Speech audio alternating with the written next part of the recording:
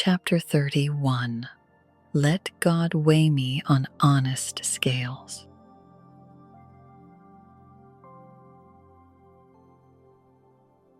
Job continued speaking.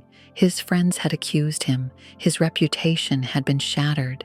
But now, with trembling lips and unwavering resolve, Job took an oath before God. Not a defense of pride, a defense of conscience. He said, I have made a covenant with my eyes. Why then should I look upon a young woman? For what is the allotment of God from above, and the inheritance of the Almighty from on high? Is it not destruction for the wicked, and disaster for the workers of iniquity? Does he not see my ways, and count all my steps? Job began to list the temptations he had resisted.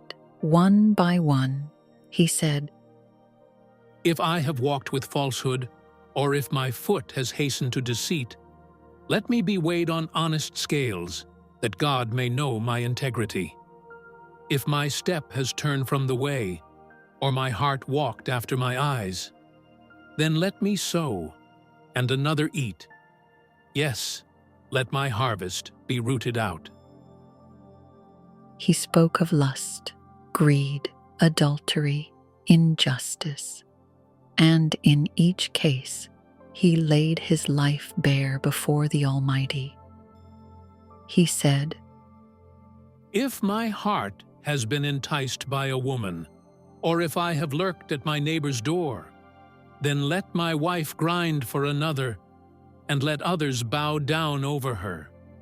For that would be wickedness, and it would be iniquity deserving of judgment.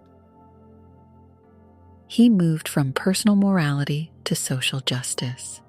He said, If I have despised the cause of my male or female servant when they complained against me, what then shall I do when God rises up? When he punishes, how shall I answer him? Did not he who made me in the womb make them? Did not the same one fashion us in the womb? He spoke of generosity. If I have kept the poor from their desire, or caused the eyes of the widow to fail, if I have eaten my morsel by myself, so that the fatherless could not eat of it, if I have seen anyone perish for lack of clothing, or any poor man without covering, then let my arm fall from my shoulder.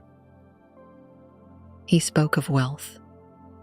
If I have made gold my hope, or said to fine gold, You are my confidence, this also would be an iniquity deserving of judgment, for I would have denied God who is above.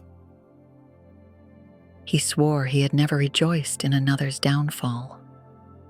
If I have rejoiced at the destruction of him who hated me, or lifted myself up when evil found him, indeed, I have not allowed my mouth to sin.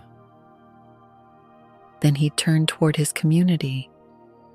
If the men of my tent have not said, Who is there that has not been satisfied with his meat? If I have covered my transgressions as Adam, then let me be terrified of God. And finally, with all his strength spent, his soul laid bare, Job cried for a hearing. He said, Oh, that I had one to hear me! Here is my mark. Oh, that the Almighty would answer me, that my prosecutor had written a book. Surely I would carry it on my shoulder, and bind it on me like a crown. I would declare to him the number of my steps. Like a prince I would approach him. Job had not cursed God. He had not denied him. He had lived righteously. And now he rested his case. He said, The words of Job are ended. The courtroom had fallen silent. His friends had failed. Job had spoken, and now God would answer. But not yet. First, another voice would rise,